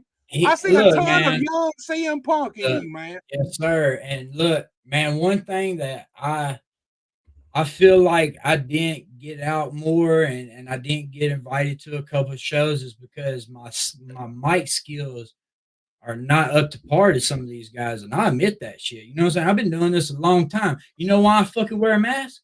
So I don't have to talk. Guess what? They're going to love me or they're going to boo me. I don't have to say nothing but shut up if I'm a bad guy. And if I'm a good guy, I ain't got to say shit. They already attract to me. You know what I'm saying? Like that. The thing about it is that if I would have had fucking CM Punk's mouthpiece, I probably would have been fucking Miss South Prodigy. You know what I'm saying? Real Well, look, shit. I feel you. I feel you on the mask thing because I started out as a mask guy, mainly because I had a baby face, but it also was kind of a what do you call it? A shield.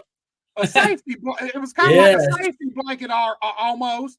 And truthfully, now, like you know, hindsight's 2020. But honestly, for me now, I wish I would have took my hood off years ago because I could always run my fucking mouth. I just never got a chance to show nobody that because I kept that fucking hood on. My whole promo was a scream. That was it. Everybody else talked and I screamed. And that was it, dude. And I wish I would have took the hood off way earlier because I could have let more of my personality. I could always talk, but I was scared to do it at the same time. That's right. You know what That's I mean? right.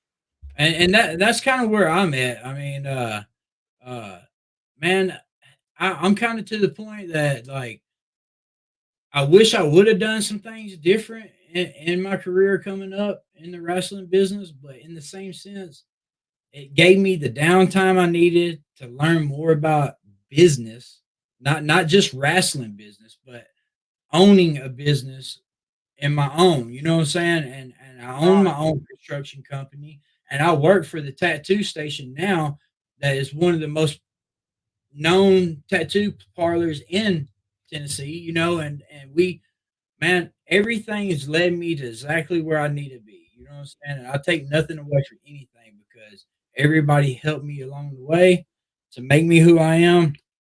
Having the no talking thing and not being able to be blessed to go to other shows because they wanted people to talk that shit on the mic and shit. It gave me downtime to focus on other things. I wasn't just running around doing 90,000 matches and not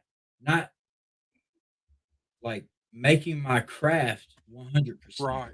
Saying like you can have, and I know a lot of people like, well, you're just a weekend warrior, this, that, and this. I don't look at any of that shit. I my mindset for things are totally different now. That I don't look at any wrestler as mindset because everything, you know what I'm saying, like that. My mind is on where if you go and do 90,000 matches a year, and I go over here and I do 4, I guarantee you that my 4 are going to be better than 90% of your 90,000 matches. Right. So you did all that for my 4 to outweigh your 90,000 and only 90% of them, you know, and 90% of them being just slop ass matches. You know what I'm saying? Or just thrown together shit. You know what I'm saying? So it, you know, like you said, everybody's using the same people. They're rotating people out and shit. But in the same sense, man, that hurts because they're doing the same match over here. Right. Man, look, like I said, man, I got a different mindset for this. And the reason why I asked the guys that came to PKAW's first show to come is because I really believe that those can be PKAW stars. And my intentions are is to get me 6, 7 dedicated people that are dedicated to the PKAW thing, and I bring out of state talent to come in and work these guys. They never have to work another person in this state. You know what I'm saying? That is where I'm leaning towards. You know what I'm saying? And I might not be there right now, but you bet your ass and give me a couple more shows, and you will only see that select 5 or 6 people that I've been using for every one of my shows there with a whole different caliber of wrestlers because, man, it's time for us to put these guys in superstar status, and they can't do it working the same guys over here and then coming over here working that same fucking match here, working that same fucking. It doesn't work like that, man. I mean, that you think KAW was successful because they fucking lollygag? No, man, they didn't. They brought in the ones that they wanted, and those motherfuckers rode with them through it all. Right. You know what I'm saying? Through the bad, through the good, they rode through it all. You know what I'm saying? And that's the type of people I'm trying to find. That's what you need.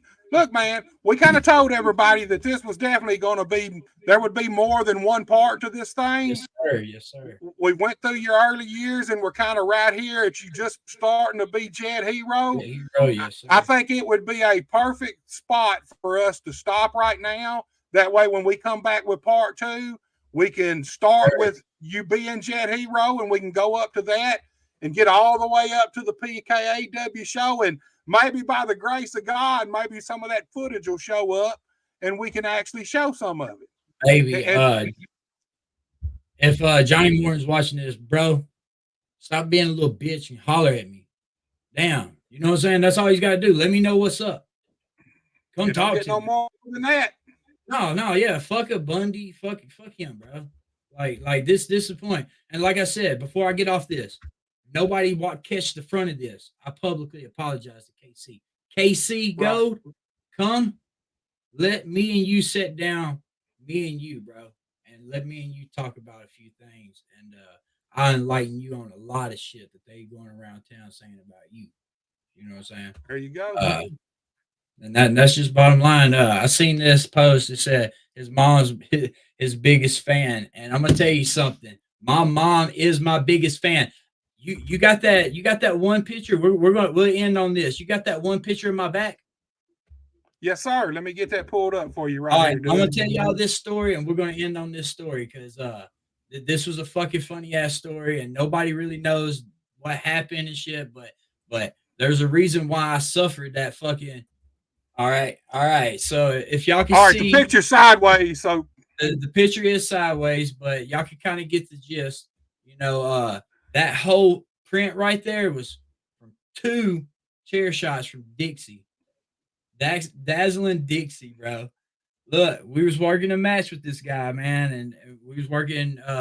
I'm pretty sure it was Fusion versus man, Dixie and one of his partner. Man, I don't know exactly what they were calling themselves at the time, but man, Dixie took me out to the crowd, man, and he was like, "Y'all want to hear this chair shot?"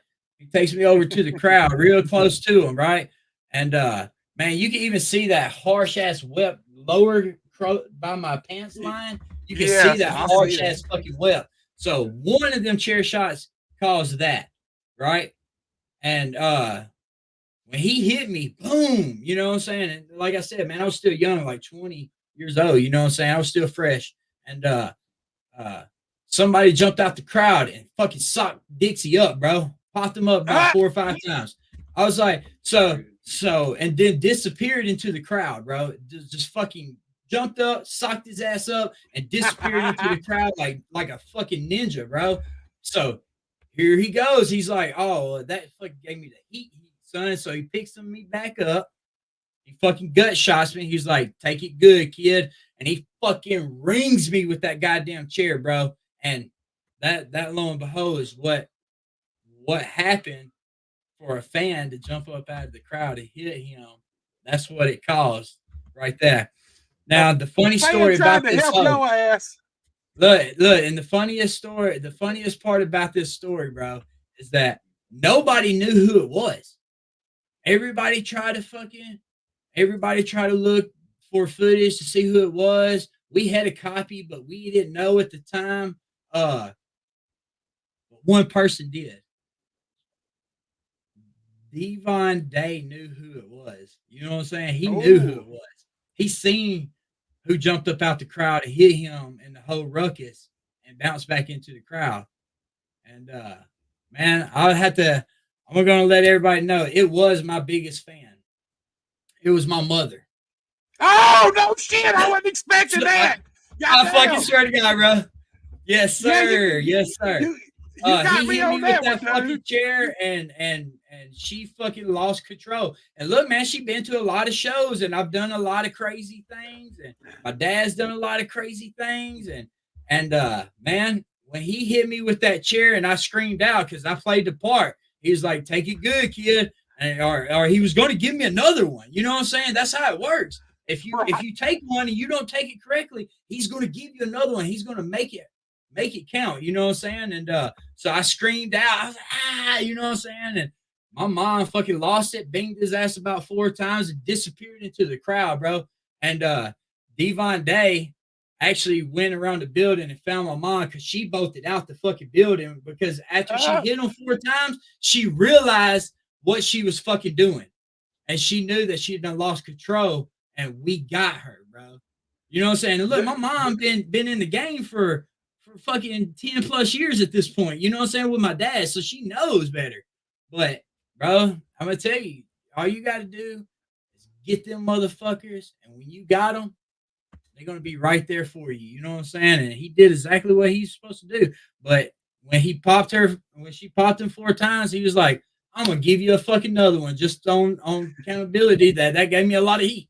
So he was like, "Boom, rock my ass, son." I was like, "I'm done. Look, I had to roll over for the concrete to touch my back just to cool me down, son." Cool it off. I was like, he fucked me up. And then we got home, and look, my mom, boy, she was going to go to the fucking grave with that shit. She wouldn't even tell nobody, bro. He was like, "Who the fuck hit him? Who the fuck hit him?" But Devon Day had already went out the building. He was like, "Don't say shit. They don't know. Don't nobody know." He was like, "I seen you on camera when you did it." I immediately came out. You know what I'm saying? He bolted around the building, called her outside, told her, "Don't say shit to nobody." And we got fucking home, man, and we fucking threw the disc in and started watching our match and shit. And I was like,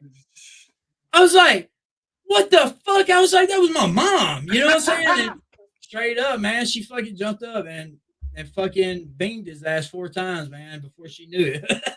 Dude, that's one of the best fucking stories I've ever heard. I did not expect that in the end when you fucking let the punch out, the punchline, dude. I didn't expect that. Bro, Fucking it was awesome, wild. dude.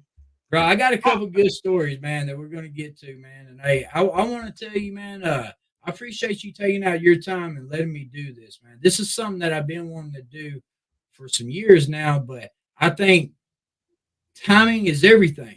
Exactly. I've never been on a podcast until PKAW started this up again, and you got a great show, bro. And I think everything that you do and you allow people to be them, man, I truly feel that you have a gold mine right here. You know what I'm saying? And when you go to Genesis TV, bro, that shit's gonna be popping, bro. Man, I hope I'm on there. I'm on there. And look, and if you can't get nobody for first episode, you make sure you holler at me, because I got a bunch of other stories that didn't happen to me that I seen happen in the wrestling business that we could talk about. Just some bullshit stories. You know what I'm saying? If you want to, we'll definitely get that shit. Look, right now though, we told y'all this wouldn't get all done in one show. What you just witnessed was part 1 of becoming the Jett Hero. He just became the Jett Hero, and we're gonna stop it right here. There is a part 2 coming. More than likely, it'll be a month from now, is what I'm figuring, dude. If that works for you, that's great. Maybe even the 1st of January, because I've got because that'd be after our second show, and then after our second show, I'll have footage from our show, and we can put over our show and shit and whatnot. And yeah, man, that sounds great. And a month's time, somewhere in January, that'd be great, because, like I said, we'll have the second show out of the way. We'll have our own footage. I'll be able to cut some things down and give you some footage to talk about. And some of the guys that I'm looking to kind of hold PKAW together with me. You know what I'm saying? Right. Like I said, man, they're not. I got to start somewhere, and it's not going to happen overnight. Everybody be patient with me. My dad, bro, we are blessed to be where we're at with Pure Kick-Ass Wrestling. And come Friday, we are dropping not only a promo video, but our own new PKAW intro song, all in one. Good deal. Also, allowing everybody to know what the date for the next PKAW show is and where it's going to be. So everybody stay tuned. It's coming Friday. I told them that I'd get past Thanksgiving and stuff, and then start promoting. Everybody that's sponsored me, the Tattoo Station, man, Gizmo's Barbecue, Frazie's Bully, LG, 1-5 Bar and Grill, JBC out of Brownsville, man, Community Tire, man, and the man himself, Man's Record Service, man. I cannot thank y'all enough. and everybody. Oh, and my last sponsor for this show came on kind of late, so that's kind of why he wasn't in my memory to say it. But Hub City Hemp is a proud sponsor of PKAW. They will be sponsoring us on a lot of shows, man. And Dude, I'm glad to do business with them. They're not the only ones. JBC, the Tattoo Station, Live Genuine, all them guys, they're all traveling over to the next show as sponsorships, bro. I'm looking forward to doing business with these guys on a long-term deal. And oh yeah, shout out to the Slider Ride, man, for allowing us to come over there and put that fucking show on for y'all. And from what I've heard, people coming into the Tattoo Station, bro, people loved it, and we're not stopping. yeah. I'll tell you that. And even though people try to hurt me, I stay true to my word. I'm not going to bash them. I'm not going to say nothing else. I won't ever speak bad on Johnny, man. Even though, man, he fucking really hurt me, bro. And I Terry told me some really fucking true words. He's like, "Don't try to make friends in this fucking business." Exactly. Wrestlers, Right. because wrestlers are always working you. And Exactly. man, I do consider myself a wrestler, but first things first, I consider myself a businessman. And going back to this day, if I quit right now and go back to construction, I got plenty of work. If I don't do construction no more, Tattoo Stations got me, and they're my support system. They really, all of them guys really pushed me into doing this. You know what I'm saying? And they were my backers. I mean, they've been backing me from SGKO up into what we're doing now, and they're continuing to back me, bro. And if y'all trying to get tattooed, y'all come by the Tattoo Station. Holler at your boy. Holler at James, BJ, Neil, Jeff. You holler at any of them guys, man. We'll get y'all some good ink. And like I said, I will be doing a promo. This is what I'm gonna end on. I will be doing a promo. If you come and get a $250 tattoo of your choice, not my choice, just a value of $250 or plus, I'm giving y'all a PKAW ticket for the next show. Cool, man. Really cool. That's how strong I stand on good business, bro. And I think with us networking with who we got and who we're about to network with, man, 30,000 people pulling together, bro. It's got to be something, man. You know? Exactly. Look, But man. man, I appreciate you, bro. No, brother, I appreciate you for coming on. I appreciate you for being honest, letting these people know who you are, telling your story. And hey, this is only the first part. There is a part two coming. I'll get with you as soon as I kind of get a date laid out, and we'll get it together. And from that point, it's Jett Ripper on to PKAW. Yes, sir. Yes, sir. And hopefully we'll have some footage too. Yes, that's the main thing is that we get footage out, man, because a lot of people are wondering what happened, and I have no answers for it, man. We're just gonna move forward. That's all you can do. Hey, it's PKAW for life, and my brother, that's what we're doing. Thank you so much. I appreciate you giving us your time, man. You and your dad have an awesome rest of the night, dude. Y'all take it easy. Yes, sir. Thank you. All right, guys, right there, you heard it. PKAW will have a second show. Check it out, man. I love this young man, dude. I hadn't known this young man but about 3 months, but I've really taken a liking to him. I like the way he handles himself. I like the way he stands up for himself. I like the way he sticks by his word. That's all you can ask for in a person in the world is somebody who sticks by what they say. PKAW, second show coming. When more information comes out, check out Friday. He's going to release some shit Friday. Check it out and see what's going on. Guys, I have some shit coming up too. I got some shows coming up. Let's check them out before everybody gets off of here. Let me plug my shit now. Look, the first thing I got coming up is a new thing I'm doing. It's for young wrestlers just breaking in the business. It's called 30 Minutes or Less with Big Buster. And my first guest is a young guy here from West Tennessee. He's been wrestling probably full time, I would say a year, maybe a little longer. He's been dabbling in training for longer than that. He's been around this business for several years, but he's a young guy. He's an outstanding talent in the ring. He's my very first guest for 30 minutes or less with Big Buster. And what that means is this guy's going to come on and introduce himself to the world and let the world know what he's about in 30 minutes or less. All you young wrestlers, if you get the message or the call from Big Buster, you better take that opportunity. I'm looking for young guys just breaking into business that are super fucking talented. And that's JT Williams. And that's why he's our first guest. All right, guys, we're going to move on to the next thing I got coming up. Let me pull my shit up. Y'all know I'm slow with this crap. All right, let me see. The next show I got coming up after that, well, that's I didn't even give y'all the fucking date for that, guys. I'll tell you what, let me pull that back up here because I didn't even give y'all the date. I don't know what I'm thinking. I guess I'm excited. The first show will be on Thursday night, December 7th at 7 p.m. 30 minutes or less with Big Buster. JT Williams is the first guest. Thursday night, 7 p.m. on the 7th, on December 7th. Do not miss that. The next show, the show before that I got coming up, I got Terry Golden and David Jett back, but this time we got Alcoholic and the fabulous Chris Rocker. They're going to be here with them. Hey, this ain't no interview. This is going to be 5 dudes telling stories, laughing, and having fun. This is going to be a bullshitting with Buster edition of Buster Unmasked. And this is Tuesday, December the 5th at 7 p.m.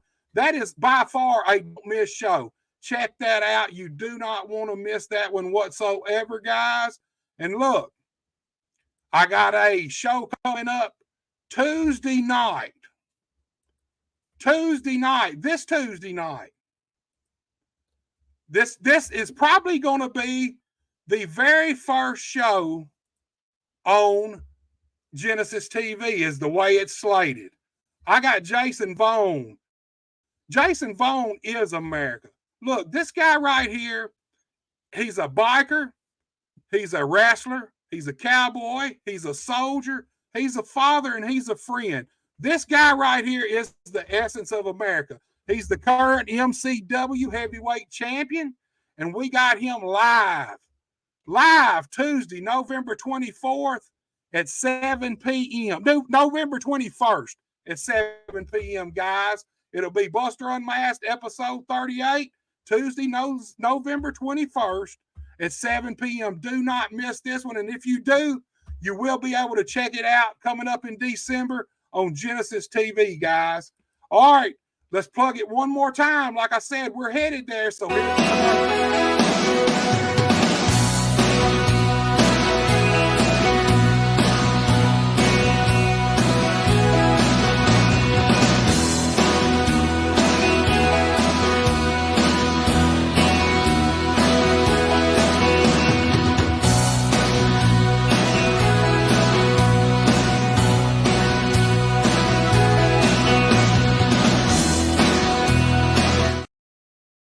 all right, guys, you see it right there. Starting in December, Buster Unmasked is coming to Genesis TV. As soon as I get the air date, I'll release that to everybody so you know when to watch it. They've got a lot of good content. They've got old cartoons. They've got old TV shows. And they've got old wrestling. They've got some old school Memphis wrestling from back in the day. They got some CWA wrestling out of Corinth, Mississippi. This is a upstart TV network. It's a really cool thing they're doing, and I'm so proud to be a part of it. Get ready, guys. Buster Unmasked is coming, Genesis TV. Y'all, thank you so much for tuning in. The second part of Becoming the Jett Hero will be coming to you soon, probably in January. Do not miss it. We're going to take him from the beginning of the Jett Hero all the way up to the PKAW. Guys, thank you so much for checking us out. I appreciate everybody, and y'all have a good night.